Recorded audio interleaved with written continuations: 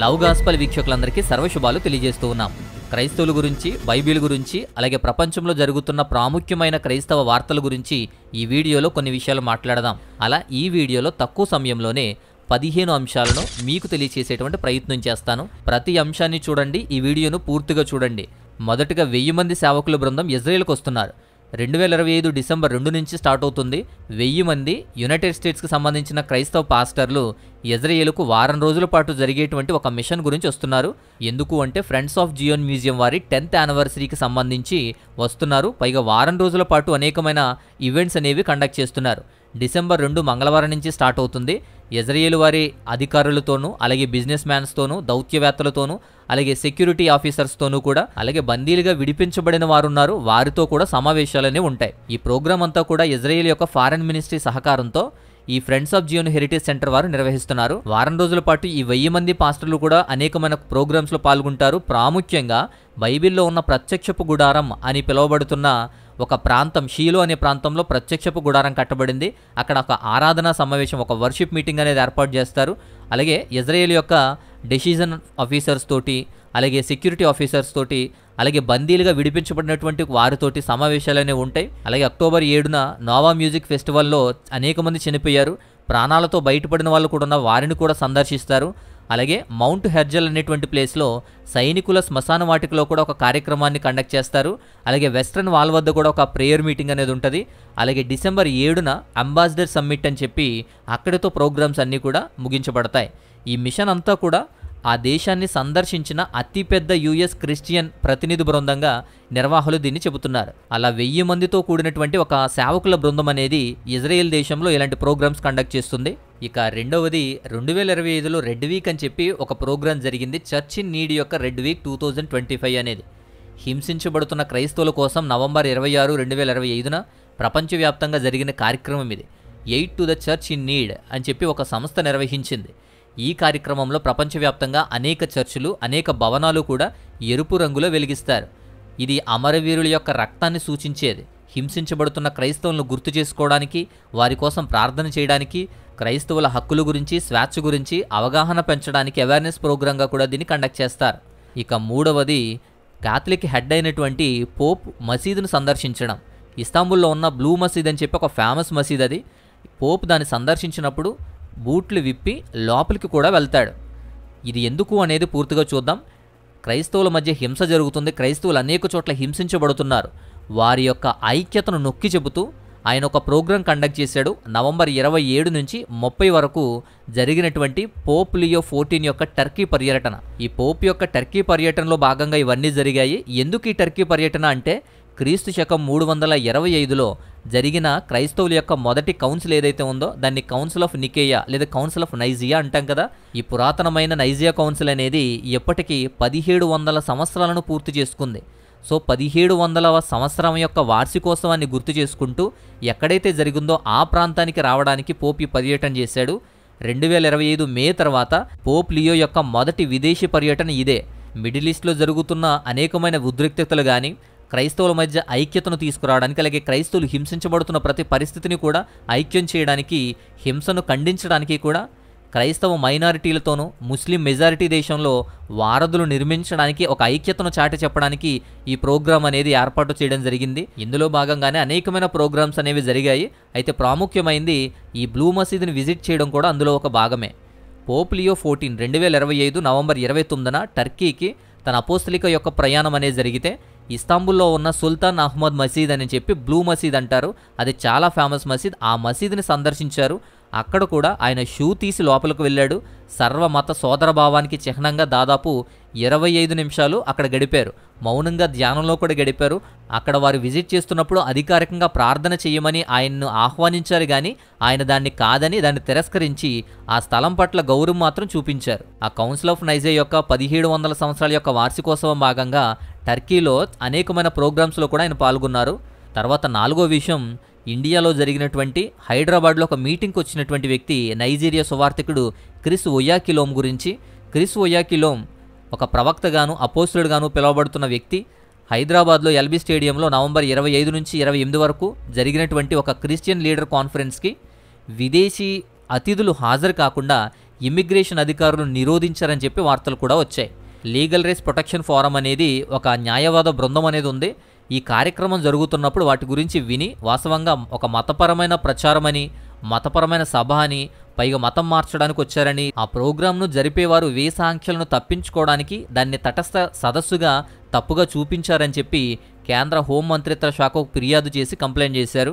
అలాగే భారతీయ వీసా నిబంధనల ప్రకారం పర్యాటకం, వ్యాపారం, ఈ వీసా మీద వచ్చిన వారు ఎవరైనా మత ప్రచారంలోకి కానీ మత మార్పిడి కార్యక్రమాల్లో కానీ పాల్గొనడం నిషేధించబడింది అని చెప్పి వాదించడం మొదలుపెట్టి ఇబ్బంది పెట్టాలి అనే ప్రయత్నం మాత్రం చేశారు. అయితే వారు ఎన్ని ప్రయత్నాలు చేసినప్పటికీ వీరిని అడ్డుకోవడం అయితే జరగలేదు. ఆ సేవకులు ఎల్బీ స్టేడియంలో ప్రసంగించారు, అనేక మంది హాజరయ్యారు. ఆ మీటింగ్ చాలా గ్రాండ్గా సక్సెస్ఫుల్గా జరిగింది. కానీ రెండవ రోజు ఈ ఈవెంట్కు ఈ సేవకులు హాజరయ్యారు. తర్వాత ఈ లీగల్ రైట్స్ ప్రొటెక్షన్ ఫోరం వాళ్ళు మరలా దీన్ని తీవ్రమైన పరిపాలనా లోపాలను ఎత్తు చూపుతూ విమర్శిస్తూ మొదలుపెట్టారు. ఈ సంఘటన మీద అనేకమైన బ్లాగ్స్లో వాళ్ళు పోస్ట్ చేయడం కూడా స్టార్ట్ చేశారు. ఇమిగ్రేషన్ సహాయంతో ఈ ప్రోగ్రాంను అడ్డుకోవడానికి, ఆయన ఇబ్బంది పెట్టడానికి ప్రయత్నించినప్పటికీ కూడా ఆ ప్రోగ్రాం అనేది సక్సెస్ఫుల్గా జరిగి ఆయన మరలా ఇండియా నుంచి యూఎస్కి వెళ్ళడం అయితే జరిగింది.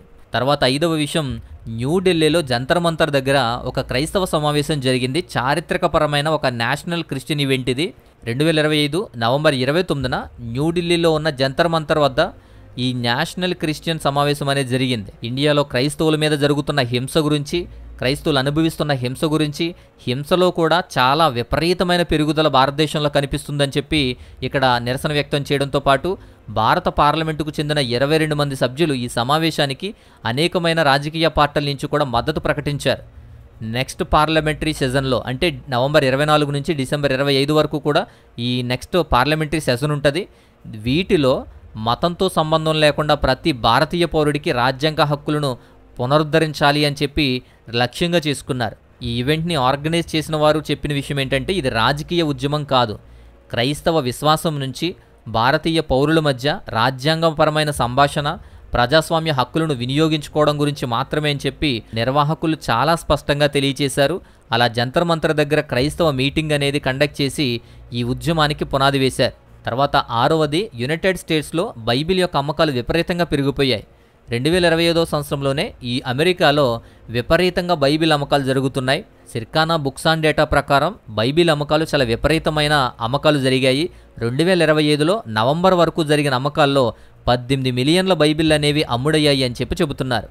అంతేకాదు ఇదే యునైటెడ్ స్టేట్స్లో ఇంకొక విషయం ఏంటి అంటే జెన్జెడ్ రివైవల్ కూడా అనేకమైన క్యాంపస్ల్లోనూ కాలేజీల్లోనూ కూడా వారి రివైవల్ని తీసుకొస్తున్నారు. ఒక అద్భుతమైన జనరేషన్ జెడ్ అనేటువంటిది స్పిరిచువల్ ఉద్యమంగా, స్పిరిచువల్ రివైవల్గా నవంబర్ 2025 అంతటా కూడా ఊపందుకుంది. అనేక కాలేజెస్లో జెన్జెడ్ రివైవల్ అనేది జరుగుతుంది. ఒక క్యాంపస్లోనే 200 మంది విద్యార్థులు చిన్న చిన్న సమూహాలుగా బైబిల్ స్టడీస్లోకి, బైబిల్ థియాలజీలోకి ప్రవేశిస్తున్నారు. ఎక్కువగా సువార్థీకరణలోనూ బైబిల్ స్టడీలోనూ కూడా జెన్జెడ్ యూత్ ఎక్కువగా ఆకర్షితులవుతున్నారు. ఇక నెక్స్ట్ 7వది, ఇది చరిత్రలోనే ఒక ప్రాముఖ్యమైన అంశము, చరిత్రలోనే ఒక పునాది లాంటి ఒక ప్రాముఖ్యమైన మైలురాయి ఇది. ఎందుకు అంటే ఒక మహిళ బిషప్గా ఎన్నుకోవడం జరిగింది. కాంటార్బరీ యొక్క మొదటి మహిళా ఆర్చ్ బిషప్ని ఎన్నుకున్నారు. 2025 అక్టోబర్ 3న చర్చ్ ఆఫ్ ఇంగ్లాండ్కి సంబంధించిన కాంటార్బరీ ఆర్క్ బిషప్ స్థానానికి మొట్టమొదటగా ఒక మహిళను ఆర్క్ బిషప్గా చేశారు. డేమ్ సారాహ్ ముల్లాలి అనేటువంటి ఆమెను ఆర్క్ బిషప్గా చేశారు. ఈ ప్రత్యేకమైన నియామకాన్ని ఆల్రెడీ ప్రకటించారు. కింగ్ చార్లెస్ III ఆ నామినేషన్ని కూడా ఆమోదించారు. ఆమె 106వ ఆర్క్ బిషప్గా 2026 జనవరి 8 నుంచి ఆమె అఫీషియల్గా ఆర్క్ బిషప్గా పదవి చేపడుతుంది. 2026 మార్చి 25న ఈ కాంటార్బరీ క్యాథెడ్రల్లో అధికారికంగా అఫీషియల్గా ఇన్స్టాలేషన్ అనేది జరుగుతుంది. సో అలా ప్రపంచంలోనే మొట్టమొదటి ఆర్క్ బిషప్గా ఎన్నికైనటువంటి వ్యక్తిగా ఈ డేమ్ సారాహ్ ముల్లాలి అనేటువంటి ఆ స్త్రీ చరిత్రలో నిలిచిపోయింది. ఇక 8వ విషయం, 8వది 2025 ఏప్రిల్ 8వ తారీఖుకి కొత్తగా కొరియన్ ట్రాన్స్లేషన్ అనేది ముగించబడింది. కొరియన్ ట్రాన్స్లేషన్ అనేది అధికారికంగా ముగిసింది. దాదాపు 13 సంవత్సరాల పాటు ఈ ట్రాన్స్లేషన్ ప్రయాణం అనేది జరిగింది. 2024 డిసెంబర్ 10న మొదటగా ప్రచురించబడింది. కానీ అనువాదం యొక్క ఈ మోడర్న్ టెక్నాలజీ తోటి ఆధునికమైన కొరియన్ మాట్లాడే వారితోనూ, ముఖ్యంగా మల్టీమీడియా, అలాగే డిజిటల్ సోషల్ మీడియా ఇలాంటి వాటిలో కూడా సమకాలీన భాష ద్వారా జీవితానికి ఈ యొక్క లేఖనాలని, వాక్యాన్ని కూడా అందించడానికే ఈ యొక్క ప్రయాస అనేది 13 సంవత్సరాలు జరిగింది. తర్వాత ఇప్పుడు అదంతా అఫీషియల్గా పూర్తయ్యి వారికి అందుబాటులోకి వచ్చింది. ఇక నెక్స్ట్ 9వ విషయం, హోలీ ఇయర్ గురించి. 2025 జుబిలీ ఇయర్ అంటారు. ఈ జుబిలీ ఇయర్నే పవిత్ర సంవత్సరం అని పిలుస్తున్నారు. 2025 జుబిలీ వేడుక అనేది 2024 డిసెంబర్ 24 నుంచి స్టార్ట్ అయ్యి 2026 జనవరి 6 వరకు కూడా ఉంటుంది. సో దీన్ని జుబిలీ ఇయర్ అంటారు. ఇది పవిత్రమైనటువంటి సంవత్సరంగా ఈ 2025 జుబిలీని స్పేస్ నాన్ కాన్ఫిడెంట్గా ప్రకటించారు. అంటే మన ఇల్లు అనేది ఎప్పటికీ నిరాశపరచదు అనేటువంటి ఉద్దేశంతో. అయితే 2024 క్రిస్మస్ నుంచి 2026 ఎఫ్ఎఫ్ని వరకు కూడా ఇది నడుస్తుంది అని తెలియజేశారు. సెయింట్ యొక్క పవిత్రమైన తలుపులు తెరవడం కానీ, పీటర్ యొక్క బాసిల్లాకాను తెరవడం కానీ ఇలాంటివన్నీ కూడా జరుగుతూ ఉంటాయి. అయితే మొదటగా 2024 డిసెంబర్ 24న 65,000 మంది యాత్రికులతోటి సెయింట్ పీటర్ బసిల్లాకా యొక్క తలుపులు తెరిచారు. 2024 డిసెంబర్ 29న లాటర్నాలో సెయింట్ జాన్ యొక్క డోర్స్ను ఓపెన్ చేశారు. జనవరి 1న సెయింట్ మేరీ యొక్క డోర్స్ను ఓపెన్ చేశారు. అలాగే జనవరి 5న గోడల వెలుపల సెయింట్ పౌలు యొక్క పవిత్రమైన తలుపులు తెలియజేశారు. ఇలా ఈ యొక్క ఇయర్ అంతా కూడా కొన్ని ఈవెంట్స్ అనేవి జరగడం జరిగింది. ఈ 2025 అంతా కూడా షెడ్యూల్ చేయబడినటువంటి ఈ జుబిలీ వేడుకలు అనేవి జరుగుతూ ఉంటాయి. దీన్ని ఆర్థోడాక్స్ క్యాథలిక్స్ మాత్రం పవిత్రమైనటువంటి కార్యక్రమాలుగాను, పవిత్రమైన సంవత్సరంగాను గుర్తించి వేడుకలు జరుపుతున్నారు. ఇక 10వది కొన్ని క్యాలిక్యులేషన్స్, కొన్ని వార్నింగ్స్ ఇస్తున్నాయి. 2025 నవంబర్ నాటికి ఉన్నటువంటి క్యాలిక్యులేషన్స్, క్రైస్తవుల మీద జరుగుతున్న హింసను గురించిన క్యాలిక్యులేషన్స్ చూస్తే ఆశ్చర్యం అనిపిస్తుంది. 2014 నుండి క్రైస్తవుల మీద ఉద్దేశపూర్వకంగా ద్వేషపూరితంగా జరిగిన నేరాల్లో నాట్ ఏ 10%, 50%, 100%, 200% కాదు, 500%, 500% పెరుగుదల అనేది కనిపించిందట. క్లబ్ ఆఫ్ ఇండియాలో క్రిస్టియన్ రైట్స్ కార్యకర్తలు నవంబర్ 4వ తారీఖు 2025న విడుదల చేసినటువంటి ఒక రిపోర్ట్ ఇది. గత 10 సంవత్సరాలలోనే క్రైస్తవుల మీద హింసాకాండ సంఘటనలు చాలా బయటకు వచ్చాయి. బహిరంగంగా కూడా చేస్తున్నారు. 834 సంఘటనలు, 139 కేసులు నమోదయ్యాయి. సో దాదాపుగా 5,000 కుటుంబాలు నష్టపోయిన విషయాన్ని, ఇంకా చాలా వరకు అసలు వర్ణించలేని, ఊహించలేని విషయాలన్నీ కూడా భారతదేశంలో క్రైస్తవుల మీద విషపూరితమైనటువంటి, ద్వేషపూరితమైన నేరాలు జరుగుతున్నాయి. ఇక నెక్స్ట్ 11వ విషయం, 2025 నవంబర్లో బైబిల్ కాల్చివేసిన సంఘటన జరిగింది. పబ్లిక్ అందరి ముందు బైబిల్ని కాల్చివేసిన సంఘటన నవంబర్ స్టార్టింగ్లో జరిగింది. హర్యానాలో జరిగింది. రోహ్తాక్ అనేటువంటి జిల్లాలో, హర్యానాలో వీడ్ అనేటువంటి బహిరంగమైన ప్రదేశంలో వారి బైబిల్ను కాల్చడానికి బలవంతం చేయబడ్డారు. జాతీయ హిందూవాద నేరగాళ్లంతా కూడా బలవంతంగా బైబిల్ని కాల్చడానికి వాళ్ళు బలవంతం చేసి భయపెట్టి బైబిల్ కాల్చినటువంటి సందర్భాన్ని చూస్తాం. విశ్వాసులను భయభ్రాంతులు చేస్తున్నారు, దుర్వినియోగం చేయబడుతున్నారు, అవమానించబడుతున్నారు, బెదిరించబడుతున్నారు. అలా ఒక సేవా బృందాన్ని పట్టుకొని బహిరంగంగా వాళ్ల ముందే బైబిల్ని కాల్చి తగలబెట్టిన సంఘటన హర్యానాలో సంభవించింది. ఇక నెక్స్ట్ 12వది, ఒక క్రైస్తవ హాస్పిటల్ని తగలబెట్టేశారు. కాంగో దేశంలో జరిగిన విషయం ఇది. క్రైస్తవ హాస్పిటల్ని తగలబెట్టారు. 2025లో కాంగో డెమోక్రటిక్ రిపబ్లిక్ అనేటువంటి ఒక దేశంలో ఒక విషాదకరమైన సంఘటన జరిగింది. ఇస్లామిక్ తిరుగుబాటుదారులు నార్త్ కివు ప్రాంతంలో ఒక క్యాథలిక్ హెల్త్ క్లినిక్ని మీద దాడి చేసి, తిరుగుబాటుదారులు ప్రసూతి వార్డులో, డెలివరీ చేసేటువంటి వార్డులో ఉన్న మహిళతో సహా రోగులందరినీ కూడా ఓతకోచ కోసి చంపేసి ఆ మొత్తం క్లినిక్ని తగలబెట్టేశారు. క్లినిక్ లోపల సుమారు 15 మంది చనిపోయారు. ఈ హాస్పిటల్ చుట్టుపక్కల ఉన్న వారిలో కూడా చాలామంది చనిపోయారు. ఈ తిరుగుబాటుదారులు ఈ హాస్పిటల్ సమీపంలో ఉన్న 27 ఇళ్లను కూడా టార్గెట్ చేసి వాటిని కూడా తగలబెట్టేశారు. ఈ హాస్పిటల్ యొక్క వైద్య సామాగ్రిని దోచుకున్నారు, వాటిని పాడు చేశారు, అసౌకర్యాన్ని కలిగజేసి దాన్ని దగ్నం చేశారు. ఈ క్రూరమైన దాడి క్రైస్తవ సమాజాన్ని తీవ్రంగా ప్రభావితం చేసింది. కాంగోలో జరిగిన విషాద సంఘటన ఇది. ఇక నెక్స్ట్ 13వది, మన ఇండియాలో ఛత్తీస్గఢ్లో క్రైస్తవులు తమ డెడ్ బాడీస్ని, వారి కుటుంబాలకు చెందిన డెడ్ బాడీస్ని సమాధి చేయడానికి, ఖననం చేయడానికి కూడా అవకాశాలు లేకుండా చేసేశారు. క్రైస్తవ మతంలోకి మారిన వారికి స్వస్థలాలలో ఖననం చేసే హక్కులను వారు వద్దంటున్నారు, నిరాకరిస్తున్నారు. ఈ గ్రామ సభా తీర్మానాల ద్వారా పరిపాలించబడుతున్న కొన్ని గ్రామాలుంటాయి. ముఖ్యంగా భారత రాజ్యాంగంలో 5వ షెడ్యూల్ ద్వారా రక్షించబడుతున్న షెడ్యూల్ గిరిజన ప్రాంతాల్లో ఈ సాంప్రదాయ గిరిజనులు లేదా హిందూ మతాల నుంచి దాడులు ఎదుర్కొంటూ, అవమానాలు ఎదుర్కొంటూ, క్రైస్తవ మతంలోకి వచ్చిన వారిని ఎవరైనా చనిపోతే వారి కుటుంబాన్ని వెలివేయడంతో పాటు వారిని కూడా దహనం చేయకుండా, డెడ్ బాడీని కూడా ఖననం చేయకుండా నిషేధించాయి.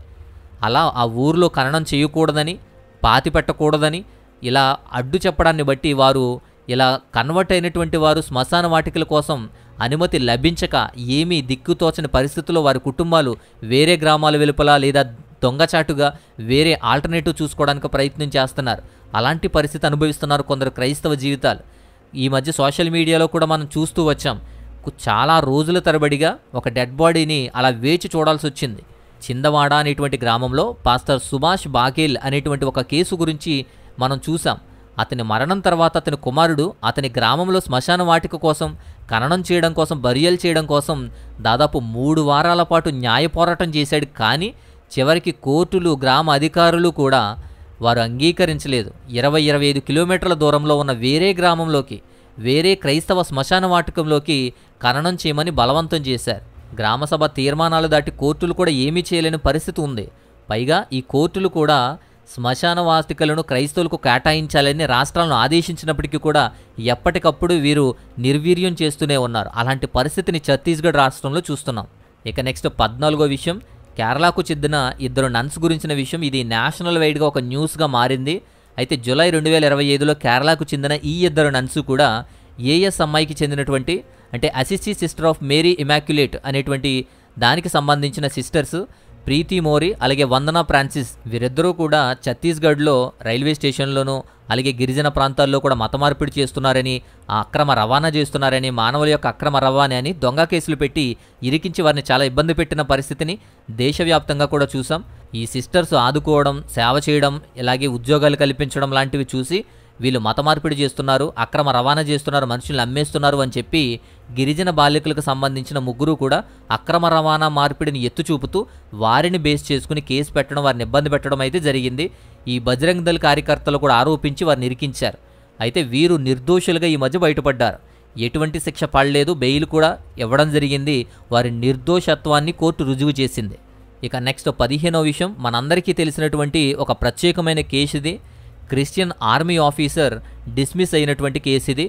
ఎందుకు అంటే ఆయన ఒక హిందూ టెంపుల్కి నేను వెళ్ళను అని చెప్పినందుకు ఆయన డిస్మిస్ అయ్యాడు. 2017లో భారత సైన్యం యొక్క 3వ అశ్విక దళం ఒకటి ఉంటుంది. సిక్కు మెజారిటీ స్క్వాడ్రన్, అది సిక్కు మెజారిటీగా ఉండేటువంటి దళం. దానికి నియమితుడైనటువంటి ఒక క్రిస్టియన్ ఆఫీసర్ ఉంటాడు, lieutenant Samuel Kamalesan.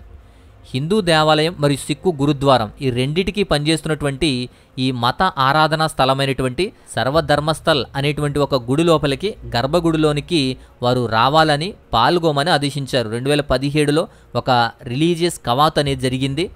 Commandant Kamalesan గర్భగుడి లోపలికి వచ్చి పూజలో పాల్గొమని అక్కడ ఆఫీసర్ ఆదేశిస్తాడు. తన ఏకైక ధర్మం క్రైస్తవ విశ్వాసాన్ని పేర్కొంటూ అతను అభ్యంతరం వ్యక్తం చేస్తాడు, రానని చెబుతాడు. ప్రవేశించడానికి నిరాకరించినందుకు గాను 2021 మార్చిలో పెన్షన్ లేదా గ్రాట్యుటీ 2 లేకుండా కూడా అతన్ని డిస్మిస్ చేశారు జాబ్ నుంచి. తర్వాత ఈ క్రిస్టియన్ ఆఫీసర్ కోర్టులను ఆశ్రయించాడు, తర్వాత హైకోర్టుకి వెళ్ళాడు, తర్వాత సుప్రీంకోర్టు కూడా వెళ్ళాడు. రీసెంట్గా దీనికి సంబంధించిన జడ్జ్మెంట్ అయితే రావడం జరిగింది. ఈ కమలేషన్ అప్పీల్ను ఈ సిజేఐ సూర్యకాంత్, జస్టిస్ జోయి మాల్యా బాగ్బీల్తో కూడినటువంటి ధర్మాసనం దీన్ని తోసిపుచ్చి, పూర్తిగా ఈయన సరిపోని వ్యక్తి కాబట్టి ఈ డిస్మిస్ అనేది సరైందే, కాబట్టి సామూహికంగా జరిగేటువంటి ఇలాంటి రెజిమెంట్ భావాలను గౌరవిస్తూ అధికారుల యొక్క ఆదేశాలను పాటించాలి అని చెప్పి అతని డిస్మిస్ అనేది, అతన్ని తొలగించడం అనేది సరైందే అని చెప్పి అతనికి వ్యతిరేకంగా తీర్పునివ్వడం అయితే జరిగింది. ఆర్మీ ఆఫీసర్గా అతను మాత్రం ఆ ఆర్డర్ని ఓబే చేసినందుకు తొలగించడాన్ని మాత్రం సమర్థించింది. కానీ లౌకిక నీతి మీద ఆధారపడి ఉండాలి సైన్యం అని మాత్రం సైన్యానికి ఒక సలహా ఇచ్చింది. సో ఇలా ప్రాముఖ్యమైనటువంటి విషయాలను ఈ వీడియో ద్వారా నేను మీకు తెలియచేయడం జరిగింది.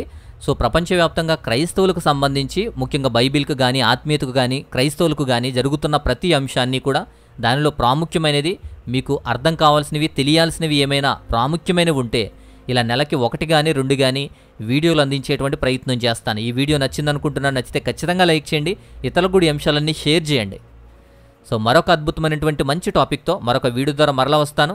అంతవరకు దేవాతి దేవుని మహా ఉన్నతమైన కృపా కాపుదల మీకు తోడై ఉండి బలపరచునుగాక. ఆమేన్.